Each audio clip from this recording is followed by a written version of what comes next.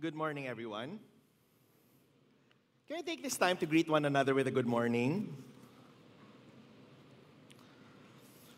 We'd also like to greet everyone with us in the live stream with a good day.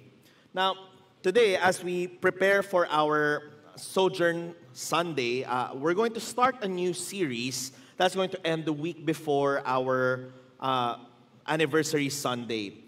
You know, over the past few weeks, our country has been asked to go through so many different challenges, whether man-made or natural.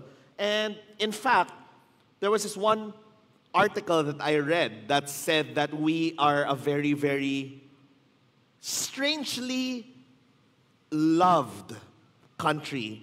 Not by human beings, but by God. Kasi sabi niya, I don't know what God sees in the Filipinos, but He certainly gives them a lot of attention. Bakit? Sipin niyo po, no? Tingnan niyo yung katabi niyo, sabihin mo, ang swerte mo. Sige, tingnan niyo. Sabihin mo, ang swerte mo. Kasi dadaan tayo sa 4 na sakuna in 1 month. Cebu went through an earthquake. Mindanao went through an earthquake. Cebu went through a storm. And guess what? We are bracing for a storm. As the news goes on, signal number 5 po ngayon sa Bicol and signal number 4 po ngayon sa May Norte. Tayo po dito sa Metro Manila, we're on signal number 3.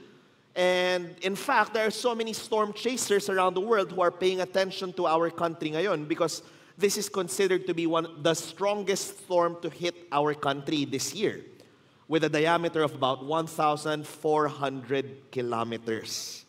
And yet, sabi nga, I don't know what God sees in us because tingnan niyo po yung katabi niyo, buhay pa siya, no? Nakakatawa pa. And I would say, alam niyo po yun, it's something that we find to be very ironic because truth of the matter is, it is not something that we would consider to be lucky or to be loved, no? To be given extra attention to in this matter. And yet, what if I was to tell us that there is an actual understanding that we are to gain from this, not because of what's happening around us, but what is happening inside of us. No? One of the most well-loved and probably most quoted and yet sometimes hard to believe in verses in the Bible actually is found in Psalm 23. No? And that's where we're going to begin our series for these next few weeks. Because I'm calling what we're going to discuss over the next few weeks Living Without Lack, which I get from a book written by Dallas Willard called Life Without Lack, a reflection on Psalm 23.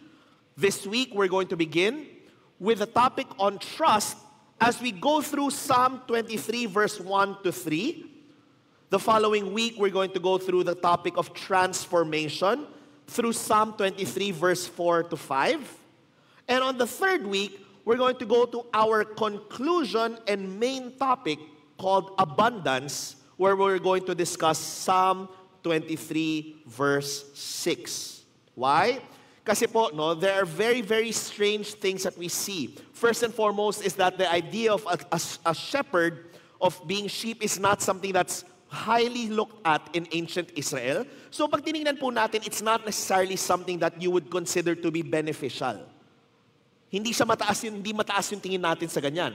Pangalawa, it was the fact that, isipin niyo po, no, there is this verse there that says, even though I walk through the valley of shadow and death. Ibig sabihin po, sobrang hirap ng pagdadaanan. But it ends with, surely goodness and mercy shall follow me all the days of my life. Kaya po, we always use these verses. In fact, lagi po siya pinag-uusapan sa mga libing. Sa mga burol at libing. But alam niyo po yun, sana po we get to understand and carry in our lives the meaning of this psalm, not only in our deathbeds, but all throughout our daily lives. And so, as we begin this morning, let me begin with Psalm 23, verse 1 to 3. Sabi po dito, the Lord is my shepherd, and I shall not want. He makes me lie down in green pastures. He leads me beside still waters. He restores my soul, and He leads me in right paths for His name's sake. Now, we're going to break this down a little bit, no po. But first and foremost, we're going to discuss the difference between trust and lack. No, dalawang salita, trust and lack. Now, when we look at this verse, it is a verse that talks about trust, tiwala. Now, what is the opposite of trust? Ha? Sabi nung isa, false. Hindi. True or false yon? Trust and doubt.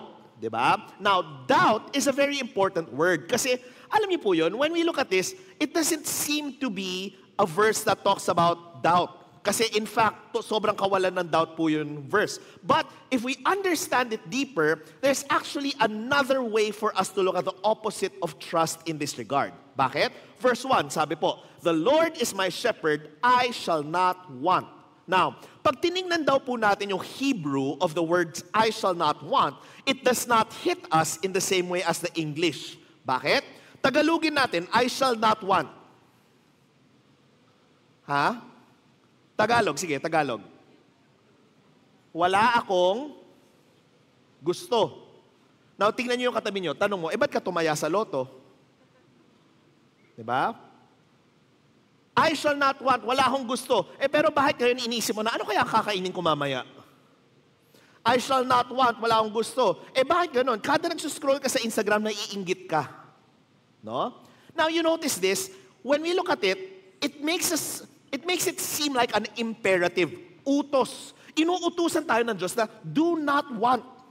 Huwag kang mag-isip na mga bagay-bagay. Huwag mo silang gustuhin. No? Which is not really the way that it's said.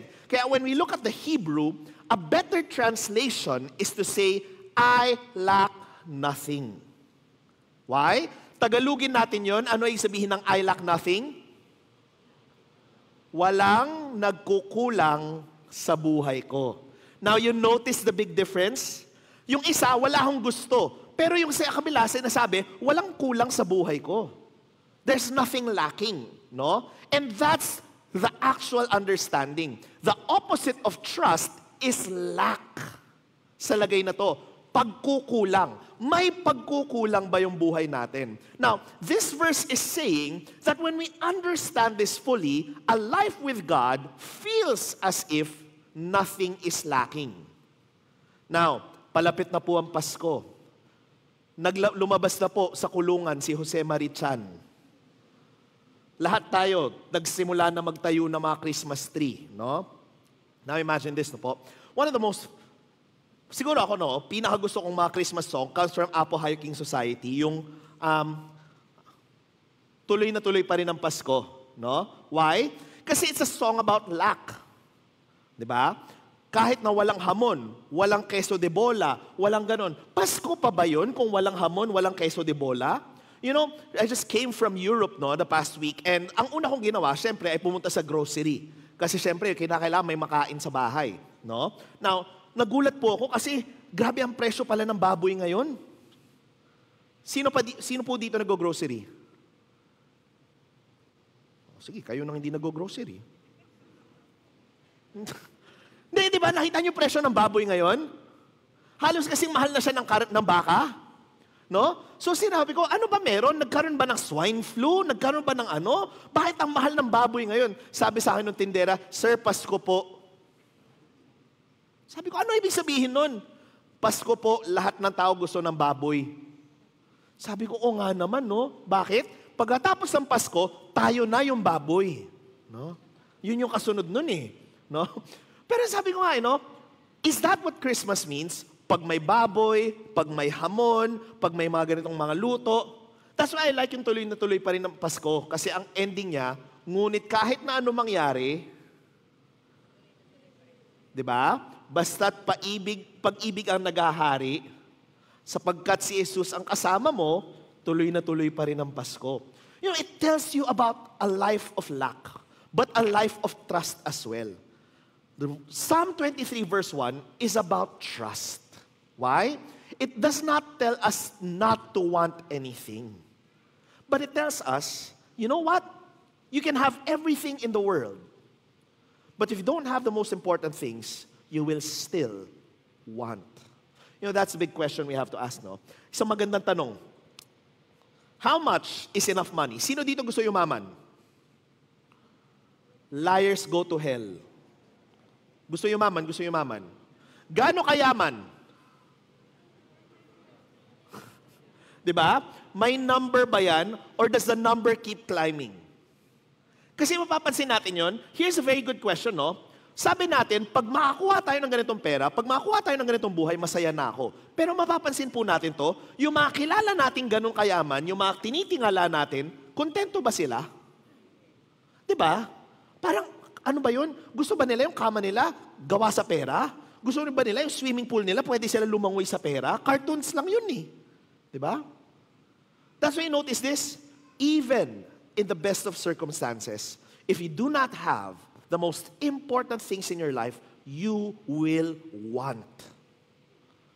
May kulang pa rin. I like how Blaise Pascal says it. Sabi niya, there is a God-shaped vacuum in our hearts. If meaning does not fill our hearts, guess what? Palagi tayo magkukulang. That's why, ang verse 1 talks about the idea of trust. The opposite of trust is lack. Pag when we feel that there's a lot missing in our lives, the question here is, why? Maybe the reason is we have lost touch with what we truly need in life. You know, sabi po na isang manunulat, one of our greatest needs today is for people to really see and really believe the things they already profess to see and believe. Knowing about things, knowing what they are, being able to identify them and say them, does not mean we actually believe them. When we truly believe what we profess, we are set to act as if it were true. And acting as if things are true means in turn that we live as if they were so. Isa daw sa mga hamon po natin sa buhay is to really believe, not only with our words, but also with our lives, what we say we believe. You know, we live in a very strange world. Our economy, our whole world is built on the idea of scarcity. Scarcity po is the idea na mauubos at mauubos ang mga bagay-bagay. And so, sabi po, when we understand how this world works, not only in faith but also in the economy, we can see why the world is a little bit messed up. Seth Godin, in his book, The Icarus Deception, talks about the idea of scarcity. Grace Yvonne Attard writes, I find that whenever I come from a place of scarcity and lack of faith, for example, being safe, the results of my choices always have me playing small. Choosing to lead from the heart, from a place of serving and abundance, that is almost always better. You see, scarcity is the dominant driver of the industrial age. Scarce resources, scarce machines, scarce labor, and scarce shelf space.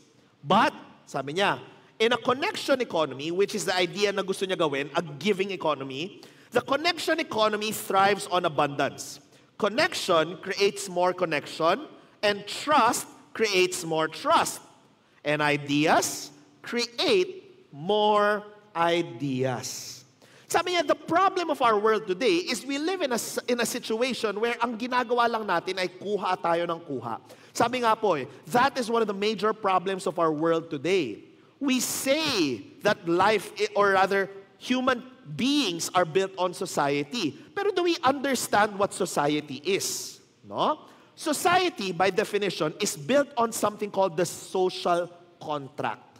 Now, if you're familiar with this political concept, the social contract is an understanding that if I do good things, this cycle of goodness will continue all throughout in society.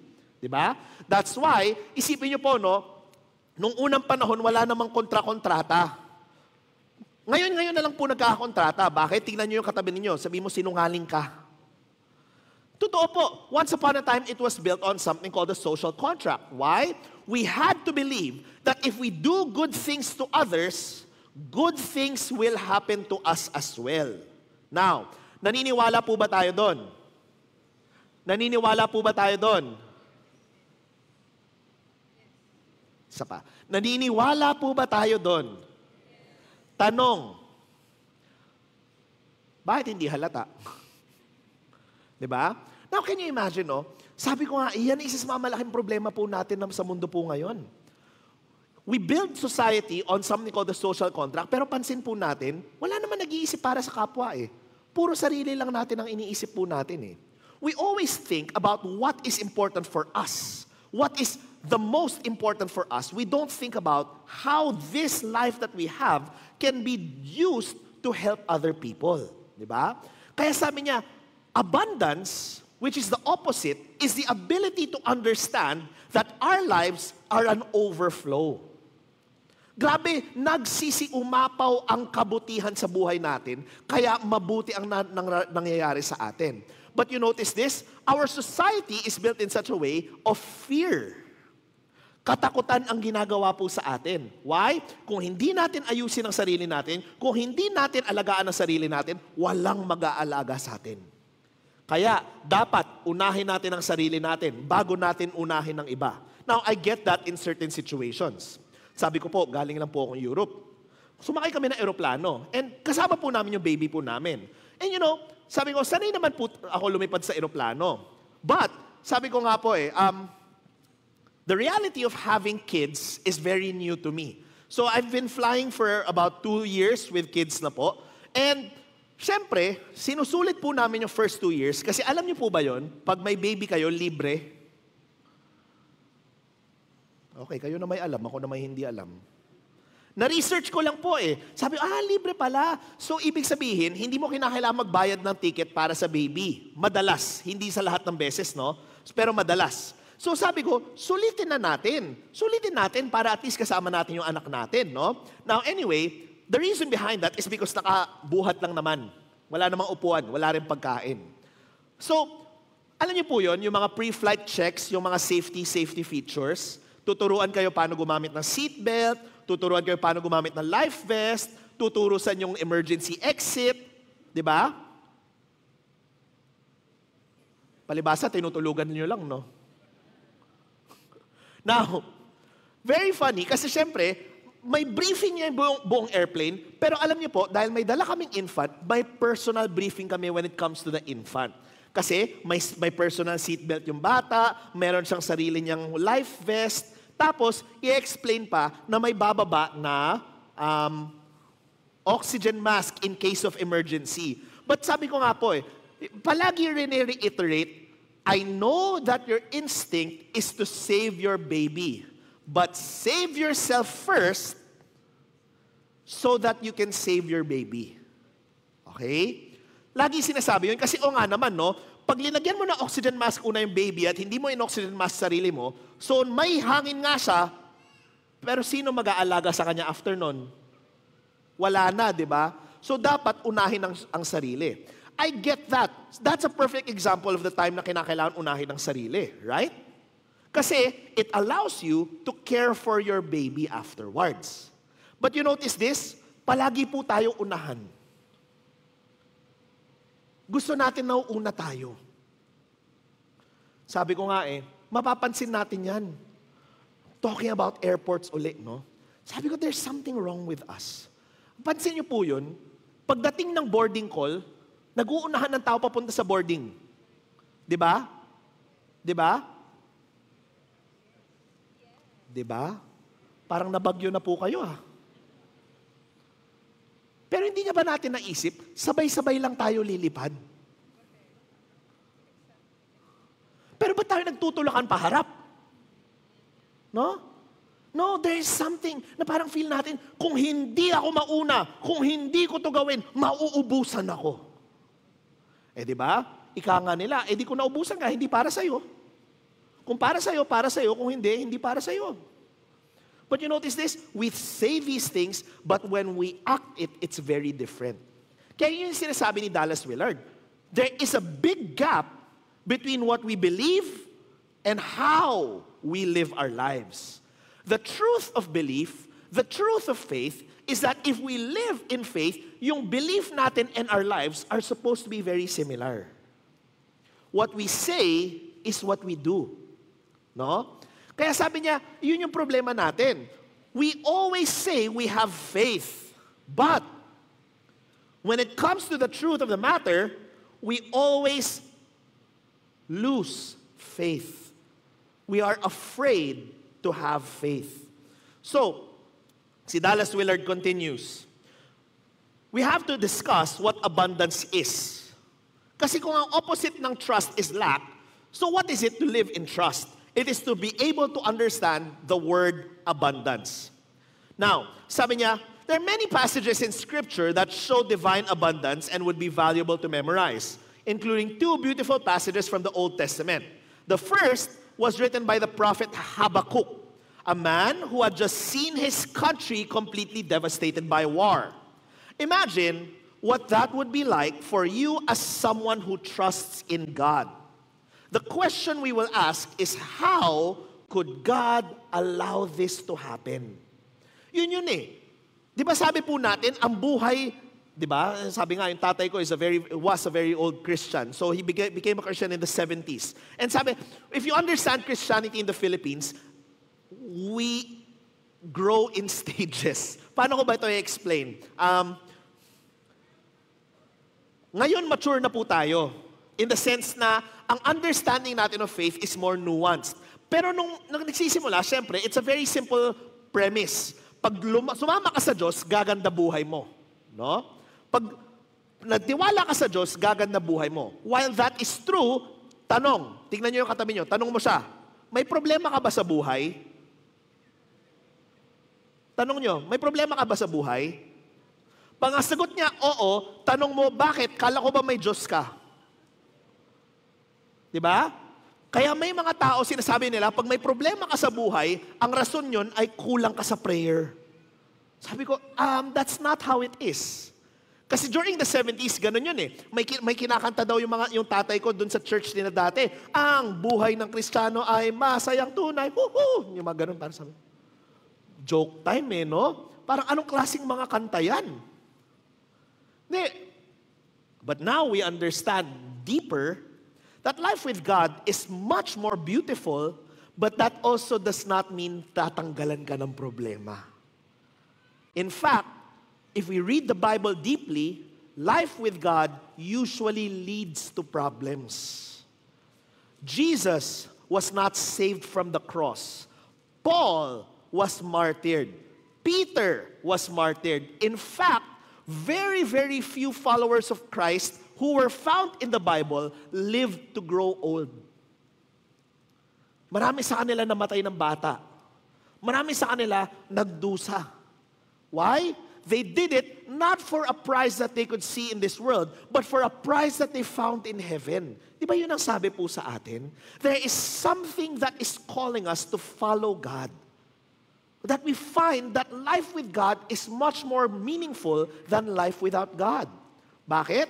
Yun yung marirealize natin eh. Sabi nga ni Timothy Keller sa kanyang librong Counterfeit Gods, quinote niya si Alexis de Tocqueville. Si Alexis de Tocqueville was a very well-known sociologist way back in the 1700s. And from France, he goes to America kasi ang America was the new world. Ito daw yung magandang lugar. Pero sabi niya, amidst all of these progresses, ang ganda ng buhay nila. Excuse me. They found a strange melancholy.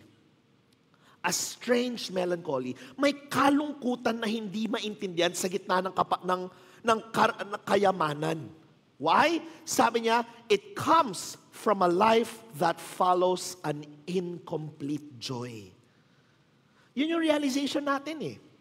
Life without God is like an incomplete joy. You can have the most tasty food, di ba?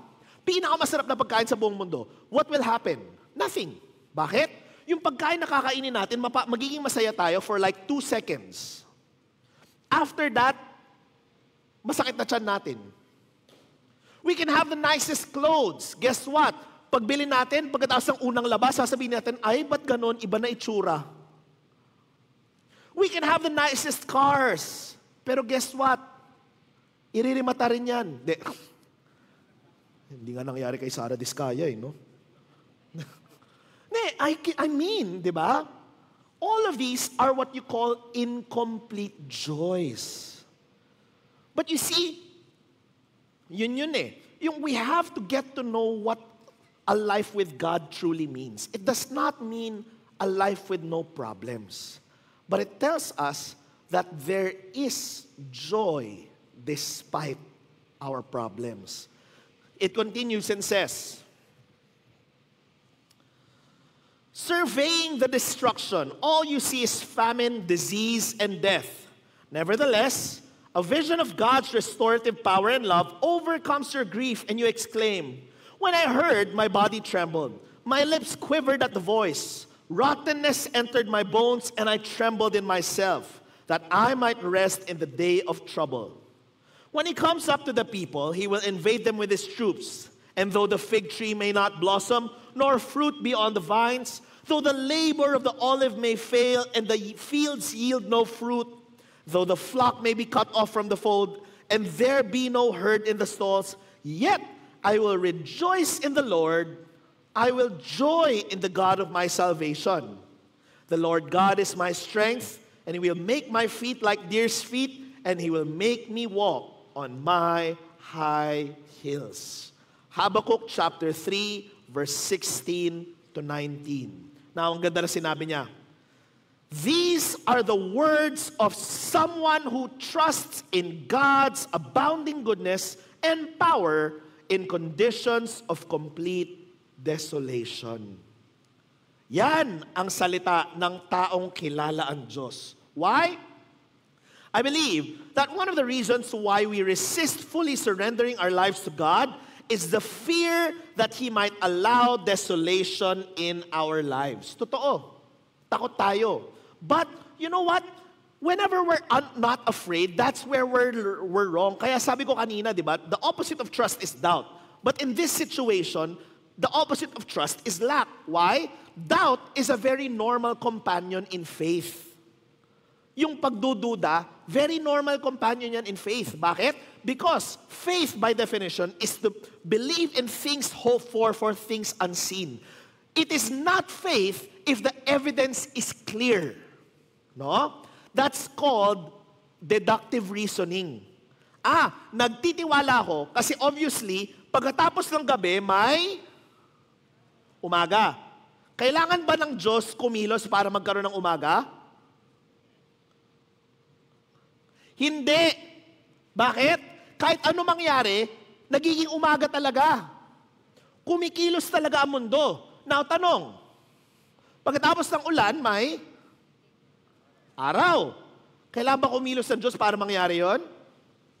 Hindi. That's called nature. It's a very normal thing.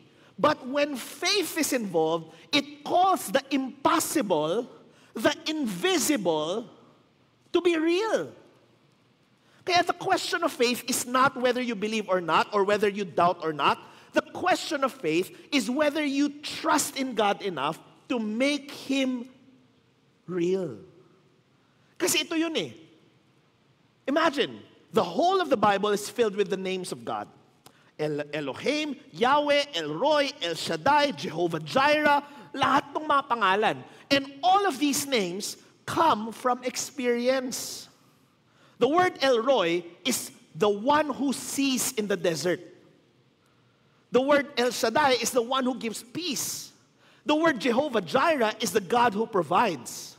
The word Emmanuel is a God who is with us. Now imagine this. Why do we name God such? Ba't ganito ang pagpangalan natin sa Diyos? You know what?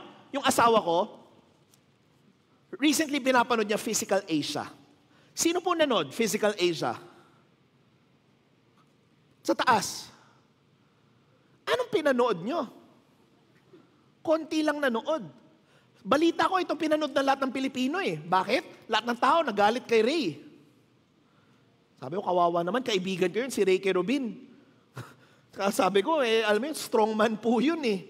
Siyempre, may edad na, out of shape na rin po. But, sabi ko nga alam niyo sino ang pinaka-dapat wala doon? Si Manny Pacquiao. Bakit? Unang-una, 47 na po siya. Pangalawa, matagal na siyang hindi active, di ba? Senador natin yan. Muntik na maging presidente. Di ba? Let Manny lead the prayer. Di ba? Yan yung palagi natin sinasabi. Si Pacquiao should not be there. Pero pansinin nyo, nung nakita nila sa simula, di ba, hindi pa nila makikita kung sino yung nandun, kita lang nila yung mga katawan at pangalan. Hindi nyo alam pinag-uusapan ko? Hindi kasi kayo nanood eh. No? Kahit nung hindi pa nakikita yung mga tao, lahat ng tao sinabi, oh my God, He's here, He's here. Lahat ng tao, tinitingala si Pacquiao. Grabe, as in, sobra yung respeto kay Pacquiao. Why? Because Pacquiao is the only 8th division world champion in the whole history of boxing. Grabe ka panalo over 20 years. Di ba po? Not only that, di ba? Grabe yung pagkakilala ng mga tao sa kanya na ang dami na po niyang nickname. By the way, meron tayong nickname para sa kanya. And it is not Pac-Man. Ang Pac-Man, nickname niya ng mga kano sa kanya. Ano nickname natin sa kanya? Ha? Manny. O nga naman. Hindi. Ano nickname natin kay Pacquiao? Sabi nyo si Kid Kulafu. Hindi. Hindi nyo na maalala? He's called the Crime Stopper. Oh, di ba? Bakit? Kung hindi nyo na maalala, masyado na kayong bata. Ha? Di ba? O, tiyan mo, biglang lahat ng tao nagkwentuhan, no? Bakit? Kasi you remember, pag may away si Pacquiao, ay away tuloy, hindi. Pag may laban, may away na yun.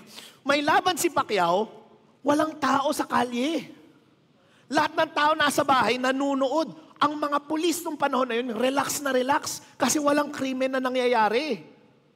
He became known as the Crime Stopper. Now, can you imagine? He would not be called the Crime Stopper without experience. Naranasan natin yun eh. Bumaba talaga krimen kada may laban si Pacquiao. You notice this? The name is given through experience. Now, ask yourself the question, Jehovah Jireh, Emmanuel, El Roy, El Shaddai. Why? Ba't natin pinangalanan ang Diyos?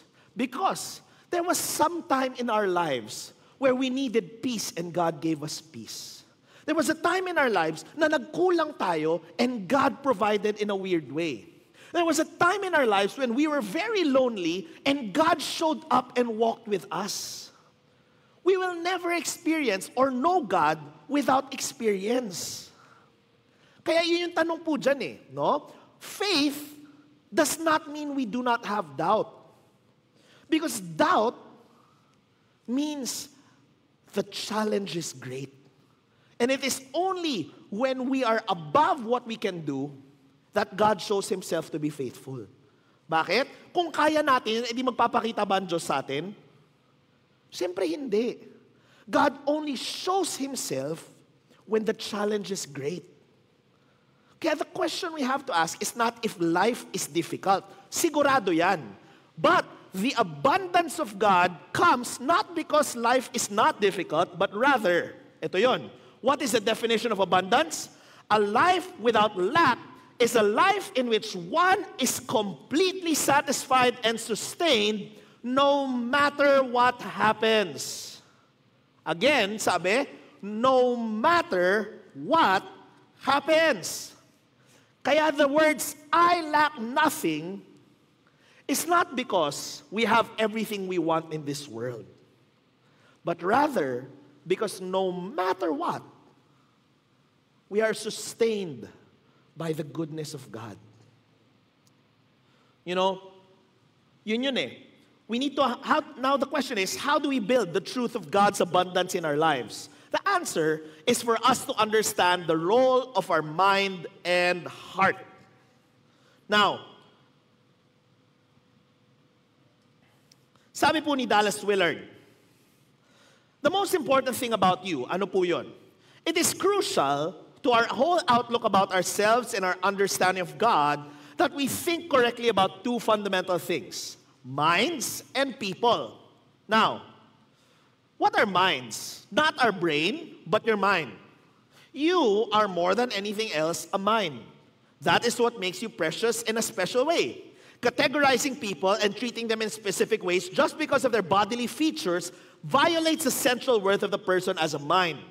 The body is important, but the mind is all important. And the most important thing about your mind is what it is fixed upon.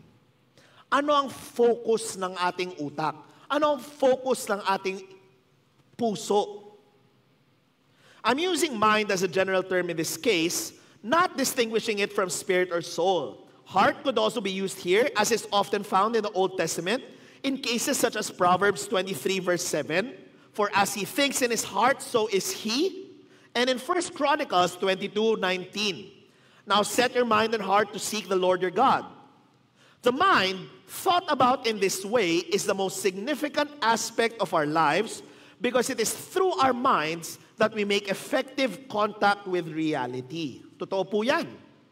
What our minds see, paano tayo mag-isip, is how we experience life. And the ultimate freedom we have as individuals is the power to select what we will allow or require our minds to dwell upon and think about. By think, we mean all the ways in which we are aware of things, including our memories, perceptions, and beliefs. The focus of your thoughts significantly affect everything else that happens in your life and evokes the feelings that frame your world and motivate your actions. What our minds think is how we interpret reality. Totoo po yan. Paano natin iniisip ang mga bagay-bagay? How do we experience life?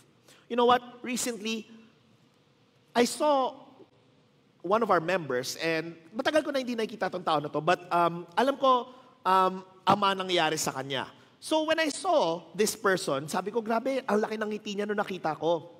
So tinanong ko, may isang pastor, sabi, kamusta na si ganito? Sabi niya, ay coach, grabe kwento niyan. Sabi ko, bakit? Ano nangyari? Mukha namang okay siya. Sabi ko, bakit? Ano nangyari? Alam mo coach, 6 months yan in and out ng ospital. Sabi ko, ha? Bakit? Inadmit siya unang-una sa ospital dahil may asthma siya. Pero kahit anong gamot, hindi umaayos. So, inadmit sa ospital, nung chinek, ito, pinanganak siya, nakaisa lang daw yung baga. Sabi ko, ha? 20 plus na yung tao na to. Sabi ko, totoo ba yan? Ba't hindi yan nakita dati? Sabi ko, hindi rin namin alam, pero coach, hindi lang yun. Nadiskubre, kalahati rin lang yung intestines niya. At kalahati rin lang yung uterus niya. Sabi ko, ha? Totoo ba yan? Oo, coach. Sobrang daming surgery na pinagdaanan. And 6 months siya sa ospital. Sabi ko, ha? Ba't siya nakangiti? Di ba? Alam nyo tayo, masalubsuban lang tayo, nakasimangot na. Tingnan nyo yung katabi ninyo. Di ba? Sumakit lang yung tiyan ng konti, nakasimangot na yan. Tawag doon, kabag lang. Ito, sabi ko, ang daming pinagdaanan, ba't nakangiti pa rin siya? You know, ito yung kwento niya, sabi niya. Alam mo, coach, hindi to pero sabi niya, the only thing I could feel right now is thankfulness. Bakit? Unang-una, kasi sa halip na lahat ng pinagdaanan ko, buhay pa ako. Sabi ko, grabe, no? Tayo nga mamiss lang natin yung lunch, malungkot na tayo. Despite everything, buhay pa ako. Pangalawa, sabi niya, coach, gusto mo malaman magkano binayad ko? 6 months sa ospital. Sino dito na ospital na? Sa taas. Grabe, no? Konti lang na ospital sa taas. Dito, ang dami nagtaas ng kamay, Mahal o mura? Alam mo, kanina tinatanong ko kayo, mahina boses. Usapang mahal sa ospital, biglang lumakas yung boses, No? May mga hugot yung mga tao talaga pagdating sa ospital, Now ito, tinanong niya, coach, sa tingin mo, magkano binayad ko sa ospital? 6 months sa ospital. Sa tingin niyo, magkano?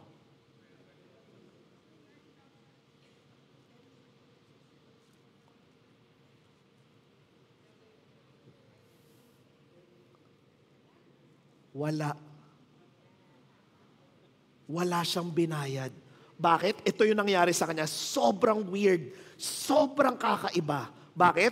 Kasi isipin niyo po, no, unang procedure niya, kinailangan magbayad. Pero na-admit pa siya, tas kung ano-ano pang ginawa. So nagpatong-patong yung bills. Now sabi, kung hindi ka makabayad, kinakailangan mo magbigay ng guarantee letter na makakabayad ka isang araw. So ginawa yung guarantee letter, etc., sinabit, tuloy-tuloy lahat ng proseso. Now ito yun. Nung araw na finally okay na siya sa lahat, araw na iaano na po siya, i-discharge sa ospital. Now ito yung kakaiba. Sabi niya, on the day na dinischarge siya, nung magbabayad na siya, alam niyo anong ginawa ng ospital sa kanya? Binalik yung bayad sa kanya. Parang hindi kayo nagugulat, ah. Hindi kayo naniniwala? Hindi, ito yun. Binalik yung bayad sa kanya. Tapos sinabi, birthday po ni Imelda Marcos ngayon. Tiyan mo iba, mukhang nakaranas rin kayo, ah. Bakit? Apparently, sabi niya sa akin, Coach, walang politika-politika dito, ah.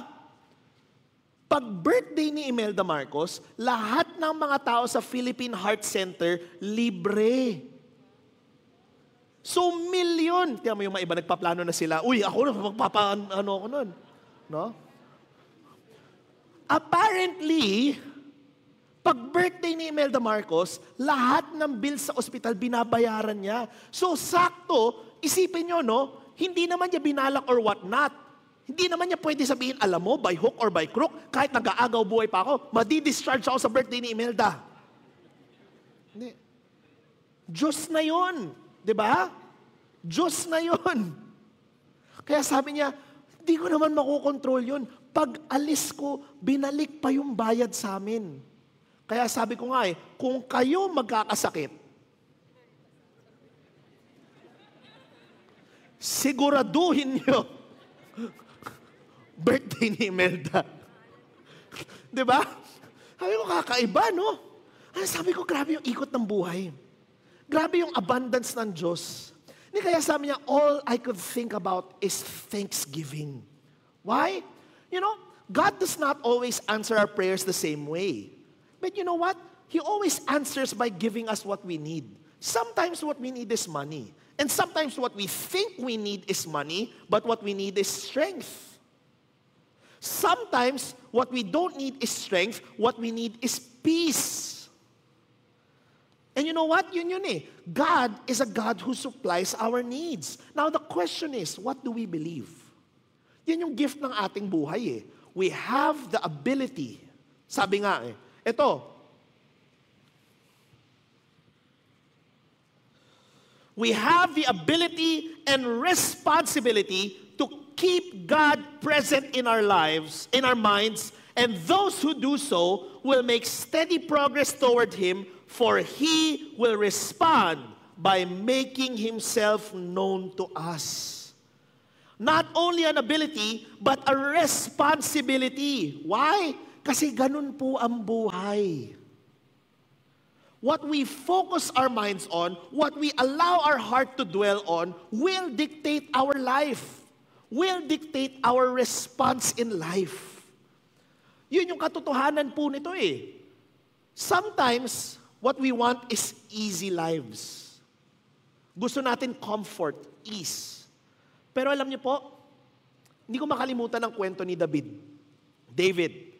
and Saul, right? Now, isipin niyo po, no? Si David was a shepherd boy, trained in the wilderness. Saul was the king of Israel. Now, despite that, sino sa tingin natin may mas komportableng buhay? Obviously, kung gusto natin mabuhay bilang hari. But do you remember, what was David's first role in the palace? Ang role niya was to play the harp. Bakit? Kung hindi tumutugtog si David, si Saul was bothered. Nagkakaroon ng problema yung spirito niya, hindi siya makapahinga. And you know what? There's so much truth to that. Hindi mo makalimutan yung kwento ng kapatiran natin sa Europe. A few years ago, nagkwento po sa akin, sabi niya, Coach, alam mo, sa totoo lang, buhay ko sa Europe maganda. Kasi naka-assign siya sa French Riviera. Now, familiar kayo kung saan ang French Riviera? That's where Nice is, Cannes, Monaco, yung mga bagay-bagay na to. So yung mga lugar na mga mayayaman. Now, sabi niya, naka-assign sila sa Nice, which is the summer capital of France. So, sabi niya, all throughout the year, walang tao. Trabaho ko lang, caretaker ng bahay. So, inaalagaan niya yung bahay, all throughout the year, walang nakatira dun sa bahay. So, linilinis lang. Pero, pag summer, sabi niya, grabe kabigat. Bakit? Yung boss niya, may-ari ng textile company sa Europe. Textiles. We all know, Europe, dyan kilala, sa damit. Di ba? Kaya isipin mo, sinusupplyan niya ng textile, sila Zara, sila Mango, sila mga ganito, lahat sila sinusupplyan ng damit.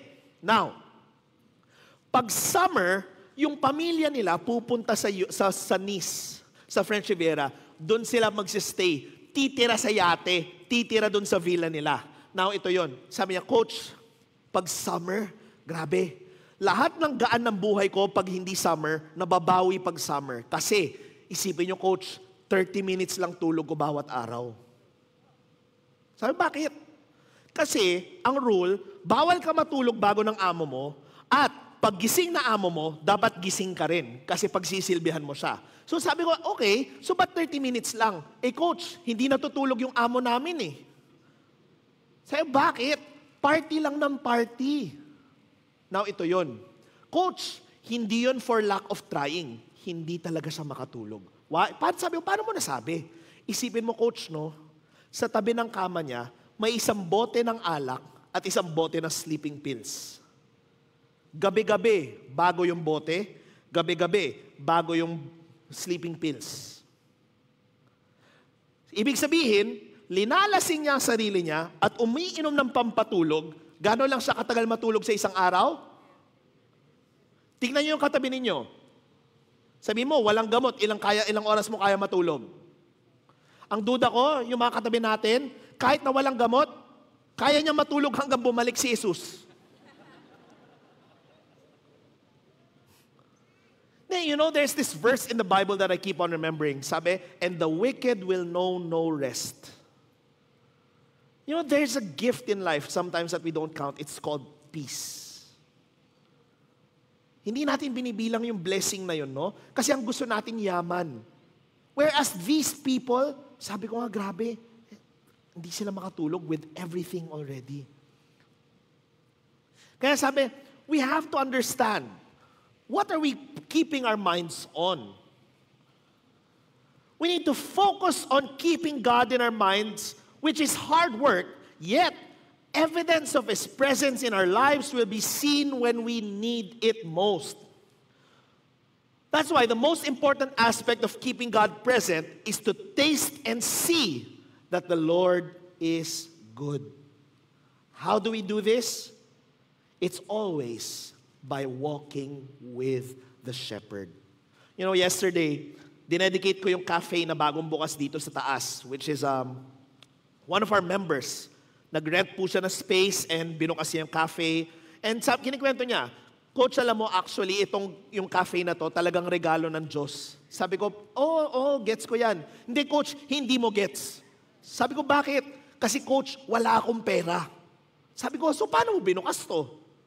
Sabi niya, nagsulat ako ng 5 letter, sinulatan ko 5 taong kakilala ko, humihingi ako ng loan. Tapos, sinulat ko doon lahat ng details kung para saan at ano yung payment plan ko. So, sabi ko, so may nagpa-loan sa'yo? Sabi niya, wala. Sabi niya, labo mo kausap. No? So, paano ka nagkaroon ng pera para ibukas to? Coach, ito yun. May tumawag sa akin, sabi, punta ka rito. At pagpunta, sabi niya sa akin, ito, pera. Sabi ko sa kanya, sure ka hindi ka sumali sa Squid Game? Paano ka nagkapera ng gano'n? May tumawag lang sa'yo, tapos meron ng pera kagad. Sabi, hindi, Coach, ito kasi ang nangyari. Alam niyo, Coach, bata pa lang ako namatay na tatay ko. Tapos, recently, namatay yung lola ko, yung nanay ng tatay ko. So, tumawag sa akin yung tita ko, sabi, punta ka dito sa bahay, may papapirma ako sa'yo. Sabi niya, ano po yan? Ano yung papapirma? May pera ibibigay sa'yo. Sabi, wala naman ako alam na pera. Hindi. Napag-usapan na namin to, sa'yo talaga to, mana galing sa tatay mo. Sabi niya, ang tagal ng patay ng tatay ko. Tagal nang wala yung tatay ko sa buhay ko. Bakit ngayon lang? Alam ba ng tita ko na may balak ako magtayo ng negosyo? Alam ba ng tita ko na may balak ako magtayo ng cafe? Ang Diyos lang naman nakakalam ng mga pangarap ko eh. Pero weird, no? Of all the times, kailan lang sinagot ng Diyos yung pangangailangan? When He needed it the most. You know, that's what it is eh. That's why, taste and see that the Lord is good. Hindi know, hindi learn. It is taste and see. Now you'll notice this, you will never taste and see until you bring God on a journey.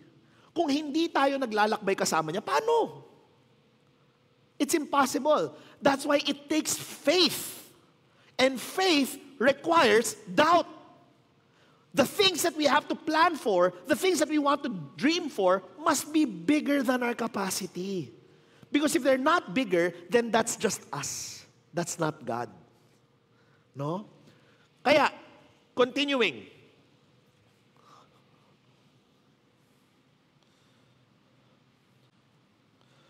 That's why we must always be careful of what we allow to enter into our hearts. Proverbs chapter 4 verse 23 says, above all else, guard your heart, for everything you do flows from it. Now, the reason why we need to do this is because the world around us is actually built to not think about God. Sabi po ni Dallas Willard, continuing, one of the most powerful elements within the realm of our minds is that of ideas. Our ideas form the belief system upon which we base our actions and decisions, and these in turn determine the trajectory of our lives.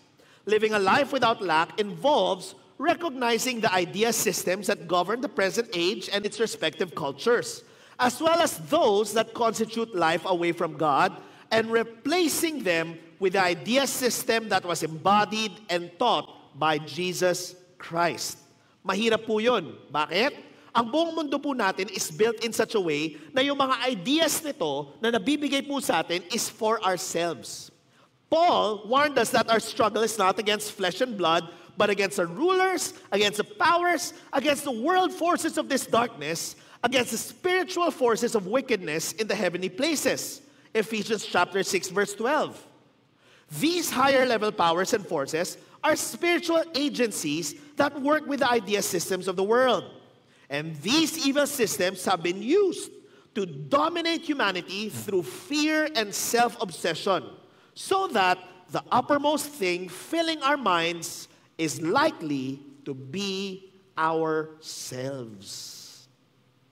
Ang problema ng mundo natin, it's all about ourselves.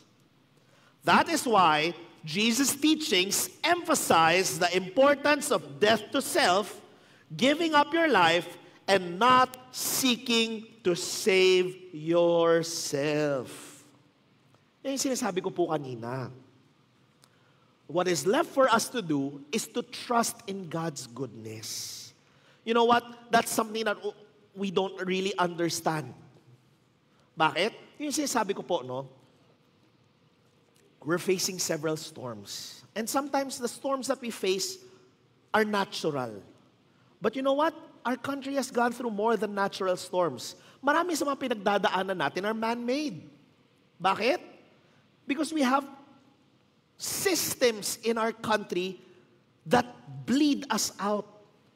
Hindi kaya nga, di ba? Ano ang pinakamalaking issue ng bansa natin? Flood control. Bakit? Ang totoong bagyo na pinagdadaanan ng Pilipinas ay hindi uwan, kundi yung bagyo ng kasakiman sa ating mga puso. Can you imagine? Sabi ko nga yun yung joke ko po nung nasa Europe ako. Nasaan ba si Saldi ko dito? Di ba? May meeting kami. Di ba? Kasi sabi ko magkasabay. Pag landing ko ng Paris, kakaalis lang niya, tinatakasan ako. Sabi ko, kakaiba. And you know, sabi ko nga can you imagine, what has this greed gotten us? Our country is suffering because of greed. Ilan ang mga taong namatay sa Cebu recently? Ilan kaya ma-expect natin mamatay in the next 2 days? No? Ilan na ang mga bahay na lumubog at ilang kotse na natangay dahil sa kasakiman ng mga tao? You see, That's what the focus of this world has given us. It has taught us to only take care of ourselves and forget everyone else. Kaya sabi ko, grabe, no? Kinento pa sa akin ni Coach Kevin, sabi niya, Coach Pip, alam mo, ang bali-balita dito ngayon sa Europe. Sabi, ano? Meron na daw personal bodyguard na puti si Zaldico. Sabi ko, grabe, no? Sabi ko, edi siyempre, presyong ano yun? Presyong celebrity kasi mga puting bodyguard. Yung mga tipong bodyguard ni LeBron James, yung mga ganun. Sabi ko, unang-una, ba't di siya makahanap ng Pinoy na bodyguard? Baka habang tulog siya, no? Lasunin, no? Or something. Hindi, pansin mo, grabe, no? Anong resulta ng kasakiman na to? Oo nga, nasa 5-star ka. Oo nga, paikot-ikot ka ng Europe. Oo nga, enjoy mo yan. But guess what? Your son hates you. Your whole country hates you. No one, you can't even trust anyone. Sabi ko, eto ba ang mundong gusto natin? Na lahat tayo takot sa isa't isa? You know what, sabi ko ay, that's the difference. And I'm not saying anything, no po, but rather, I'm just sharing what my experience is as well. I just told you, I just came from Europe. And the thing is, nandun po ako for a mission work. Sobrang bigat po ng trabaho. Kaya nga ganito ng boses ko po ngayon eh. Siguro in the past 2 weeks or so, ang total tulog ko lang is about 20 hours. I was averaging about 2-3 hours of sleep a night. And working all throughout the day. Bakit? Kasi grabe yung pangangailangan ng mga tao sa inspiration, sa uplifting, sa pagdireksyon, pagdating sa mga bagay-bagay ng Diyos.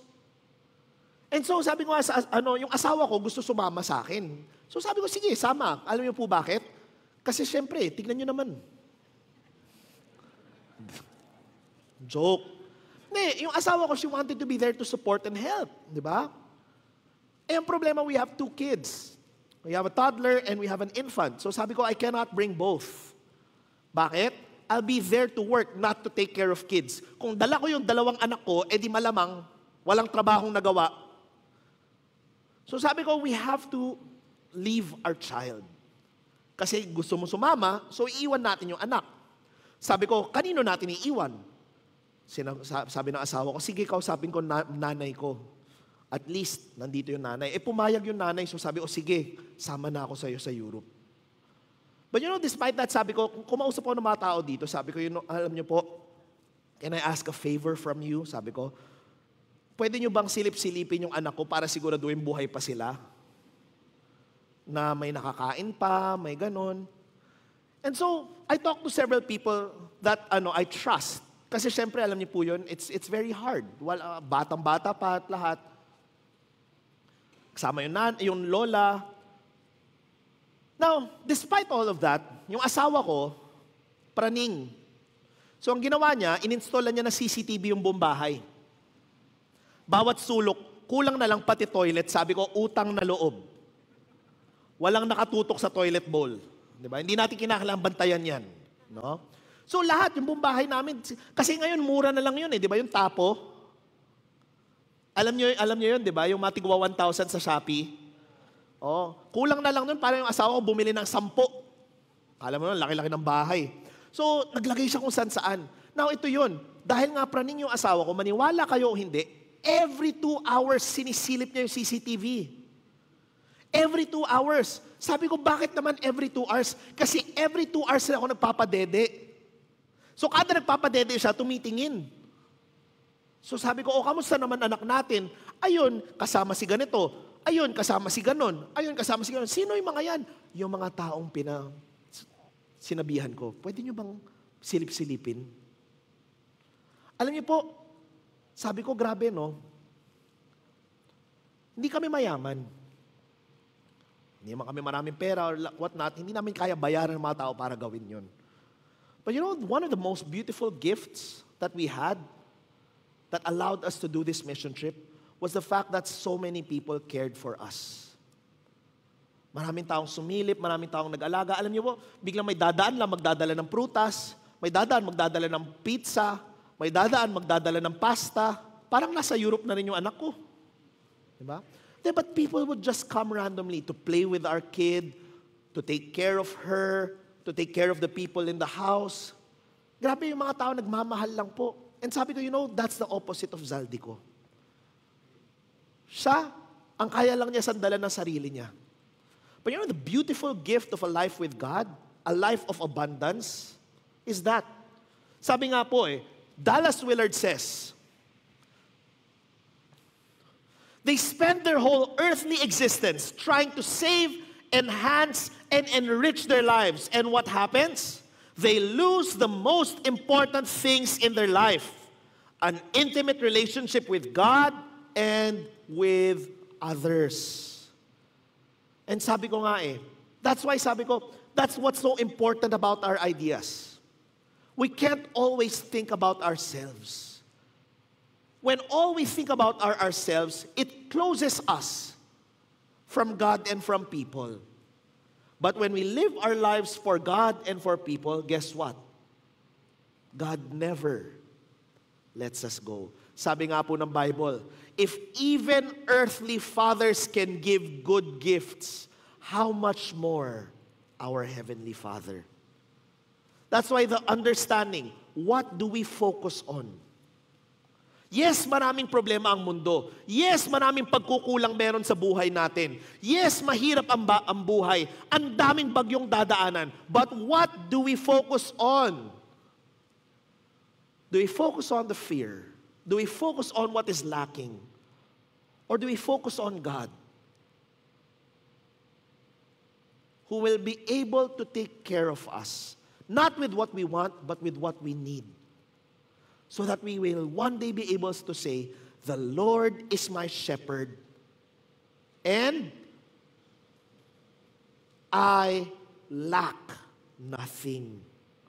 Hindi sa wala akong gusto, walang kulang sa buhay ko. Wala akong Ferrari, yung payong ko, hindi Rolls Royce. Wala akong na mga ganun-ganon, kung ano-ano. But you know what? I lack nothing. Walang kulang sa buhay ko. Grabe ang pag-alaga ng Diyos. Hindi madali buhay. Maraming pinagdadaanan, maraming hamon. Pero if there's one undeniable truth about life, grabe mag-alaga ang Diyos sa mga taong nagtitiwala sa Kanya. That's why all that is left for us right now is to understand faith.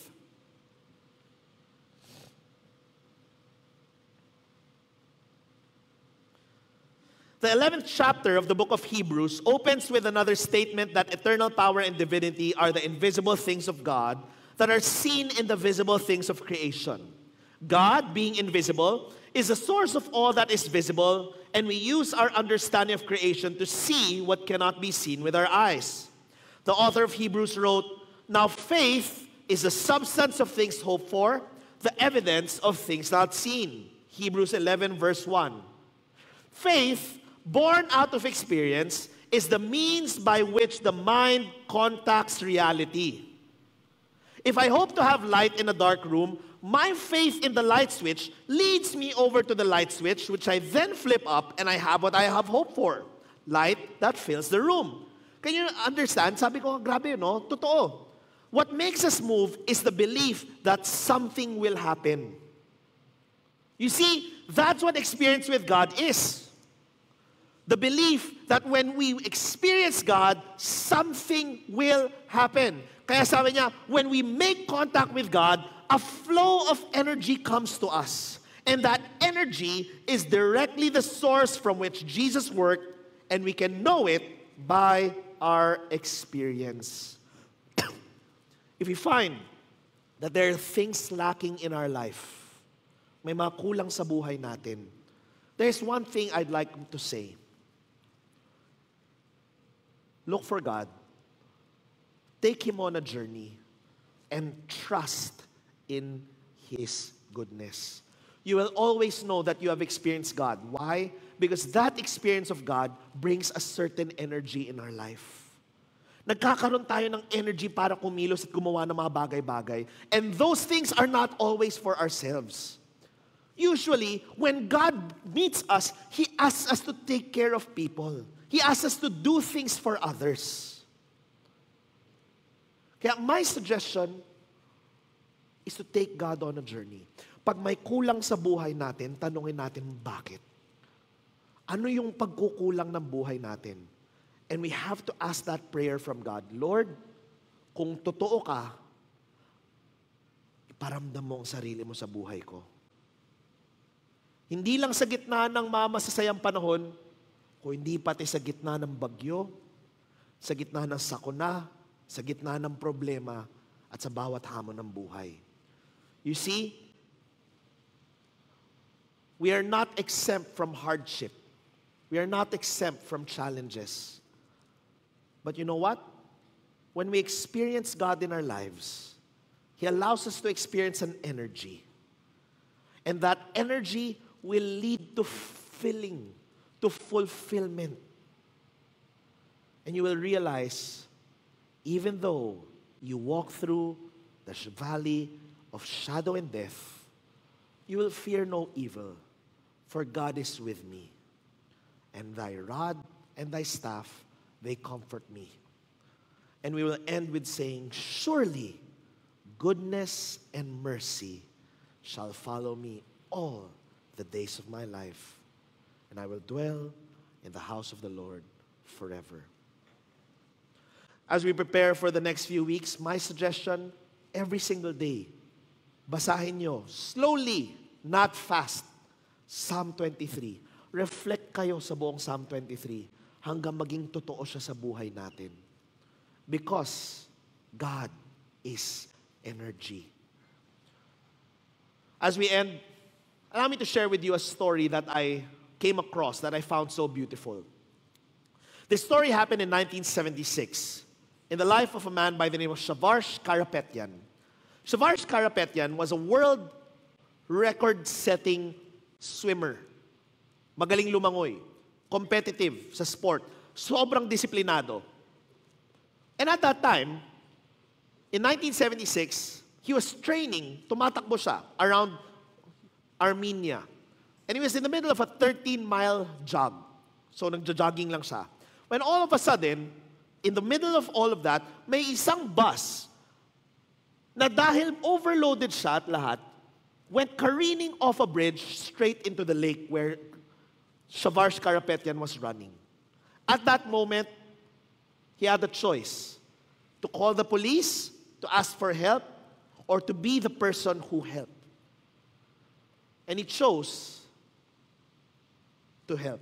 Gusto ko ipapanood sa inyo yung nangyari sa buhay niya because it was a very, very strange thing. Can you please have the story of Shavarsh Karapetyan? Two people were in a bus.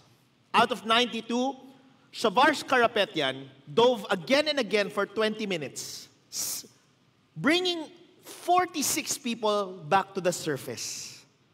Out of the 46, 20 lang ang nabuhay. The rest died as well because it was a very, very difficult moment. By the way, what happened to Shavarsh Karapetyan? Sira ang buong career niya sa swimming. Bakit? Severe pneumonia, sepsis sa legs kasi puno ng hiwa. Not only that, binaon ng Soviet Union yung balita para masabi na walang nangyari. So instead of praising him as a hero, they forgot him. But you know what happened? Shavarsh Karapetyan did not become bitter. In fact, it was so weird. Why? About 10 years later, nagkaroon ng sunog naman sa isang building malapit sa kanya. Alam niyo kung naniniwala kayo sa mga kung ano-ano, pwede natin sabihin siya yung gumawa nun no? Kasi bakit ganun? Siguro sa buhay natin, makaranas ka ng isang, siguro sakuna or whatnot, kakaiba ka na.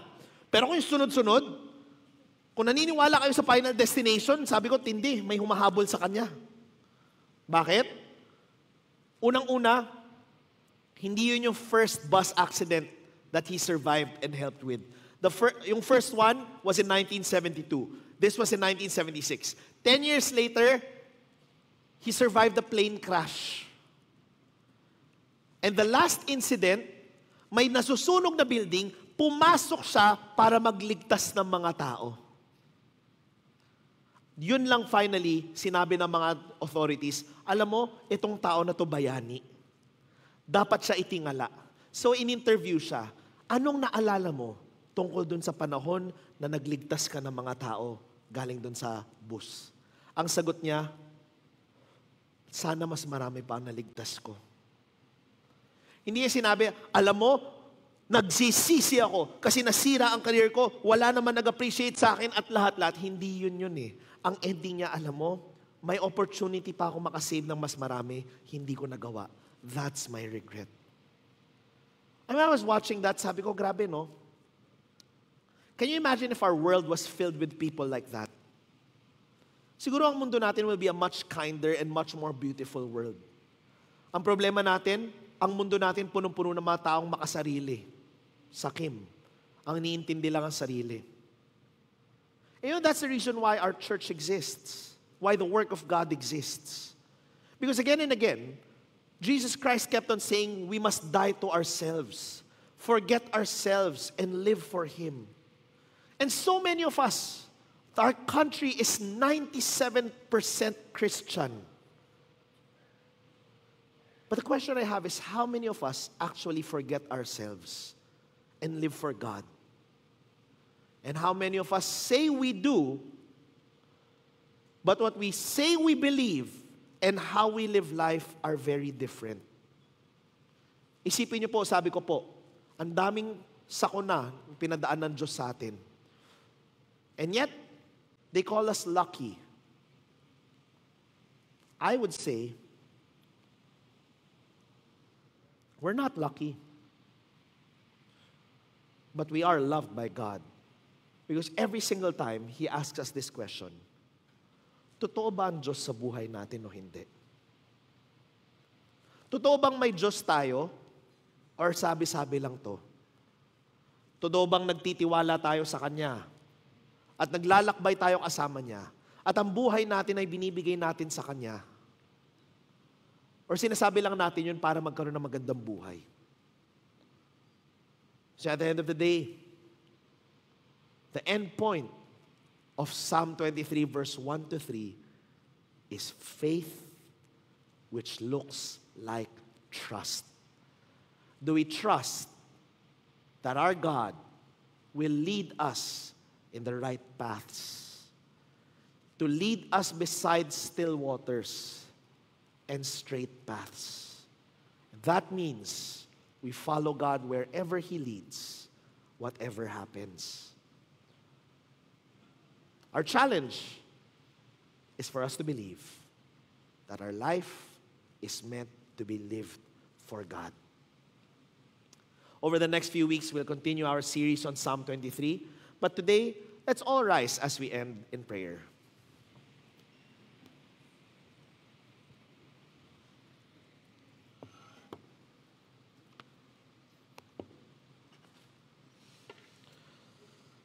Father in heaven, we come before you, thanking you for bringing us here safely. We continue to lift up in prayer, O Lord God, our country as we face another typhoon.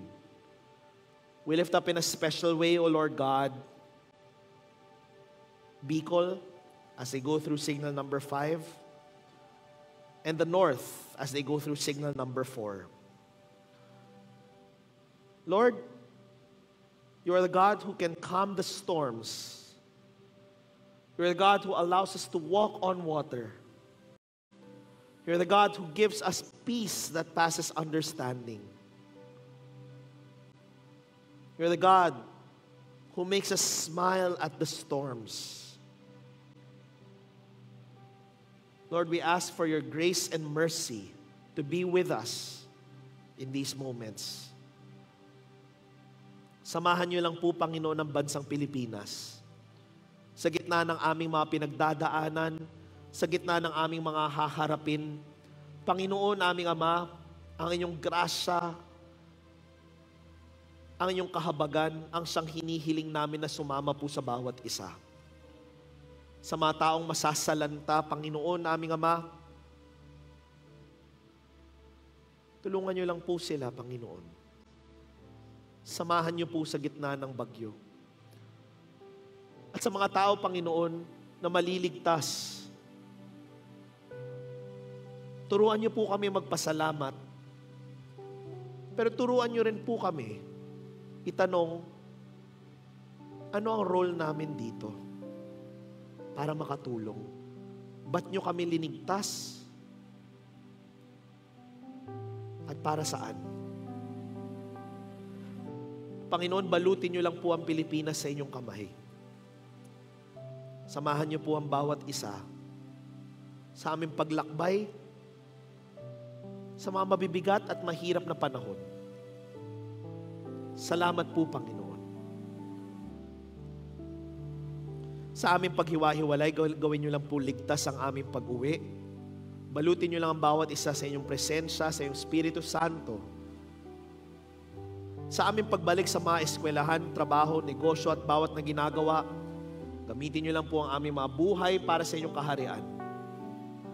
At sa aming pagbigay ng mga ikapo at handog ng pag-ibig, nagpapasalamat po kami sa bawat biyaya at sa bawat pagkakataon na suportahan ng inyong gawain. At sa lahat nito, gusto lamang namin ibalik lahat ng papuri at pagsamba dahil kayo karapat-dapat ng bawat isa sa inyong matamis sa mga kami nananalangin. Isang Diyos magpakailanman. Amen at Amen. God bless po sa bawat isa at samahan po kayo lahat ng Diyos.